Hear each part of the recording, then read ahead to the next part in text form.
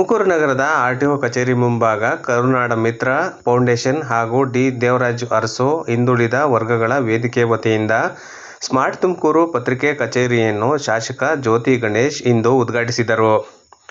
ಈ ಕಾರ್ಯಕ್ರಮದ ಪ್ರಯುಕ್ತ ಶ್ರೀಕೃಷ್ಣ ಜನ್ಮಾಷ್ಟಮಿ, ಮಾಜಿ ಮುಖ್ಯಮಂತ್ರಿ ಡಿ ದೇವರಾಜು ಅರಸು ಹಾಗೂ ಸಮಾಜ ಸುಧಾರಕ ನಾರಾಯಣಗುರು ಜಯಂತಿ ಶುಭಾಶಯ ಮತ್ತು ಜನ್ಮದಿನವನ್ನು ಸರಳವಾಗಿ ಆಚರಣೆ ಮಾಡಲಾಯಿತು. ಫೌಂಡೇಶನ್ ಸಂಸ್ಥಾಪಕ ಹಾಗೂ ಬಿಜೆಪಿ ಮುಖಂಡ ಜಗದೀಶ್ ನೇತೃತ್ವದಲ್ಲಿ ಕಾರ್ಯಕ್ರಮ ನಡೆಯಿತು. ಕಾರ್ಯಕ್ರಮದಲ್ಲಿ ಭಾಗಿಯಾಗಿದ್ದ ವಿಧಾನ ಪರಿಷತ್ ಮಾಜಿ ಸದಸ್ಯ ಹುಲಿನಾಯಕ್ ನಾರಾಯಣಗುರು ದೇವರಾಜ ಅರಸು ಅವರ ಅಸಾಧಾರಣ ಸಾಧನೆ ಕುರಿತು ಮಾತನಾಡಿದರು. ಕಾರ್ಯಕ್ರಮದಲ್ಲಿ ಶಾಸಕ ಜ್ಯೋತಿ ಗಣೇಶ್, ಸರ್ಕಾರಿ ನೌಕರರ ಸಂಘದ ಮಾಜಿ ಅಧ್ಯಕ್ಷ ಸಣ್ಮುದ್ದಯ್ಯ, ಪಾಲಿಕೆ ಸದಸ್ಯರಾದ ಮಲ್ಲಿಕಾರ್ಜುನಯ್ಯ, ನರಸಿಂಹರಾಜು, ಮುಖಂಡ ಬಾವಿಕಟ್ಟೆ ನಾಗಣ್ಣ, ಬಿಜೆಪಿ ಮಾಧ್ಯಮ ಪ್ರಮುಖ ಸದಾಶಿವಯ್ಯ, ಮರಿತಿಮ್ಮಯ್ಯ, ರಾಜಣ್ಣ ಸೇರಿದಂತೆ ಹಲವರು ಭಾಗವಹಿಸಿದ್ದರು.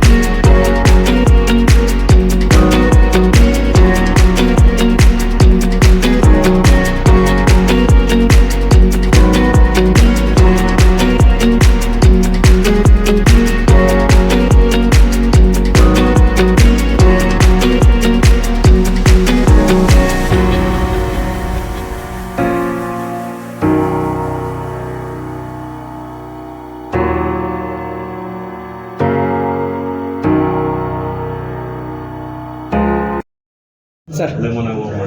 ಇದು ಭಾಳಷ್ಟು ಸಂತೋಷದ ದಿನ. ಇಂದು ಶ್ರೀ ಕೃಷ್ಣ ಜನ್ಮಾಷ್ಟಮಿಯನ್ನು ನಮ್ಮ ಜಗದೀಶರು ಮತ್ತು ಅವರ ಸ್ನೇಹಿತರೆಲ್ಲ ಒಟ್ಟಾರೆಯಾಗಿ ಭಾಳಷ್ಟು ವಿಜೃಂಭಣೆಯಿಂದ ಆಚರಿಸ್ತಾ ಇದ್ದಾರೆ. ಭಾಳ ಸಂತೋಷ.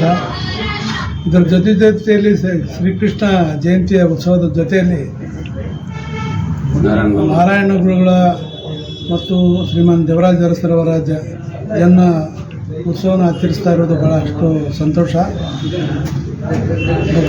ಭಗವದ್ಗೀತೆಯಲ್ಲಿ ಹೇಳಿದಂತೆ ಶ್ರೀಕೃಷ್ಣ ಪರಮಾತ್ಮ ಅಸಾಧಾರಣ ವ್ಯಕ್ತಿತ್ವದ ದಶಾವತಾರ ಪಡೆದು ಬಂದಿದ್ದರೂ ಸಹಿತ ಒಬ್ಬ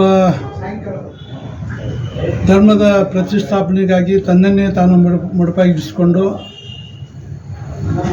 ಶ್ರೀಕೃಷ್ಣ ಹೇಳ್ತಾನೆ, ನಾನು ಯುದ್ಧದಲ್ಲಿ ನಾನು ಶಸ್ತ್ರಾಸ್ತ್ರ ಉಪಯೋಗ ಮಾಡೋದಿಲ್ಲ ಅಂತ. ಅವರು ಕೇಳಿದಾಗ ಹೇಳ್ತಾರೆ, ನನ್ನ ಶಸ್ತ್ರ ಅಂದರೆ ಧರ್ಮ, ಆ ಧರ್ಮದ ಆಶ್ರಯದಲ್ಲೇ ನಾನು ಯುದ್ಧವನ್ನು ಗೆಲ್ತೇನೆ. ನನ್ನ ಶಕ್ತಿ ಅಂತಂದರೆ ಧರ್ಮ ಅನ್ನೋದು. ಅಂದರೆ ಯಾವಾಗಲೂ ಧರ್ಮದ ಬಗ್ಗೆ ಅಸಾಧಾರಣ ವ್ಯಕ್ತಿತ್ವ ಹೊಂದಿದಂಥ, ಇಡೀ ಜಗತ್ತಿಗೆ ಮಹಾಭಾರತದಂಥ, ಭಗವದ್ಗೀತೆಯಂಥ ಒಂದು ಸಂದೇಶವನ್ನು ಜಗತ್ತಿನ ಎಲ್ಲ ಜನರಿಗೆ ಎಲ್ಲ ಕಾಲಕ್ಕೂ ಉಪಯೋಗ ಆಗುವಂಥ ಒಂದು ನಮಗೆ ಒಂದು ಸದ್ಭಾವನೆಯುಳ್ಳ ಜೀವನದ ಎಲ್ಲ ಜನರಿಗೂ ಎಲ್ಲ ಸಮಯದಲ್ಲೂ ಉಪಯೋಗ ಆಗುವಂಥ ಒಂದು ಭಗವದ್ಗೀತೆ ನಮಗೆ ಕೊಟ್ಟದ್ದು. ನಾವು ಮತ್ತೆ ಅದನ್ನು ನೆನಪಿಸ್ಕೊಳ್ಬೇಕು, ಅದನ್ನು ಮನನ ಮಾಡ್ಕೊಳ್ಬೇಕು, ಪಠಣ ಮಾಡಬೇಕು, ಆ ದಿಸೆಯಲ್ಲಿ ನಾವು ನಡಿಬೇಕು ಅನ್ನೋಂಥ ಒಂದು ಸದುದ್ದೇಶದಿಂದ ಪ್ರತಿ ವರ್ಷ ನಾವು ಜನ್ಮಾಷ್ಟಮಿಯನ್ನು ವಿವಿಧ ಜನರು ಬೇರೆ ಬೇರೆ ರೀತಿಯಲ್ಲಿ ಆಚರಿಸ್ತಾ ಇದ್ದಾರೆ. ಇದು ನಿರಂತರವಾಗಿ ನಡೀತಾ ಇದೆ. ಇಲ್ಲಿ ನಮ್ಮೂರಿನಲ್ಲಿಯೂ ಜಗದೀಶ್ ಅಂತವರು ಒಟ್ಟಾರೆಯಾಗಿ ಮಾಡ್ತಾ ಇರೋದು ಭಾಳ ಶ್ಲಾಘನೀಯ. ಮತ್ತೊಬ್ಬ ಧರ್ಮಗುರುಗಳು ಶ್ರೀ ನಾರಾಯಣ ಧರ್ಮ ಗುರುಗಳು ಕೇರಳದಲ್ಲಿ ಅಂದಿನ ಸಾಮಾಜಿಕ ವ್ಯವಸ್ಥೆಯ ಬಗ್ಗೆ ಭಾಳಷ್ಟು ನೊಂದುಕೊಂಡು ಏನು ಧರ್ಮದ ಆಚರಣೆ, ಗುಡಿ ಗುಂಡಾರಗಳ ಪದ್ಧತಿಯಲ್ಲಿ ಒಂದು ವರ್ಗದ ಜನರಿಗೆ ಆಗುವ ಎಲ್ಲ ಅನ್ಯಾಯವನ್ನು ಖಂಡಿಸಿ ತಮ್ಮದೇ ಆದಂಥ ಒಂದು ಸಿದ್ಧಾಂತದ ಮೂಲಕ ಯಾರೂ ಬೇರೆ ಬೇರೆ ದೇವಸ್ಥಾನಕ್ಕೆ ಹೋಗಬೇಕು, ನಾವೇ ದೇವಸ್ಥಾನ ಕಟ್ಟೋಣ, ನಾವು ಪೂಜೆ ಮಾಡೋಣ, ನಮ್ಮದೇ ದೇವಾಲಯಗಳಿರುವ ಅನ್ನೋಂಥ ಒಂದು ಸದುದ್ದೇಶದಿಂದ ಒಂದು ಕ್ರಾಂತಿಕಾರ ಬಸವಣ್ಣನವರು ಯಾವ ರೀತಿ ಈ ಧರ್ಮದಲ್ಲಿರುವ ಅಸಂಸ್ಕೃತಿಗಳನ್ನು ನೀಗಿಸಲಿಕ್ಕೆ ಲಿಂಗಧಾರಣ ಮಾಡಿಸಿ ಎಲ್ಲರಿಗೂ ಲಿಂಗ ದೀಕ್ಷೆ ಕೊಟ್ಟಂಥದ್ದು, ಸ್ವತಃ ತಮ್ಮ ದೇವರುಗಳನ್ನು ತಾವು ಪೂಜಿಸುವಂಥದ್ದು. ಅದೇ ರೀತಿ ವಿಭಿನ್ನವಾದ ರೀತಿಯಲ್ಲಿ ದೊಡ್ಡ ದೇವಸ್ಥಾನ ಕಟ್ಟಿಸಿ ಅಲ್ಲಿ ತಮ್ಮದೇ ಅರ್ಚಕರನ್ನು ನೇಮಿಸಿ ಇಂದು ನಾವು ಮಂಗಳೂರಿನಲ್ಲಿ ನೋಡ್ತಾ ಇದ್ದೇವೆ.